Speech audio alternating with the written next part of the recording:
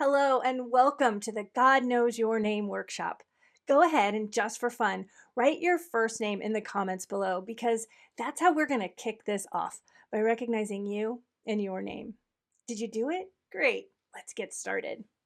Have you ever come across a list of names in the Bible and you just want to skip right over it? So and so begat so and on, names we can't pronounce, people we don't know.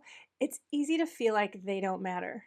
But have you ever stopped to think about why those names are there? Why are they included at all? Well, each name represents a real person, someone God knew. And that matters because God also knows you, your name, your story, your struggles, and your triumphs. He sees you, He cares. And in this workshop, we'll explore stories from Scripture where God personally called someone by name for reasons and seasons of life that we can deeply relate to as well. Times when we really need to know that God knows our name, He sees us, and is a very present Father. Together, we'll use these few examples to see how this shows His love, His care, and His intimate knowledge of each of us, and how He steps in to help us, love us, and save us. I'm so excited to do this workshop with you.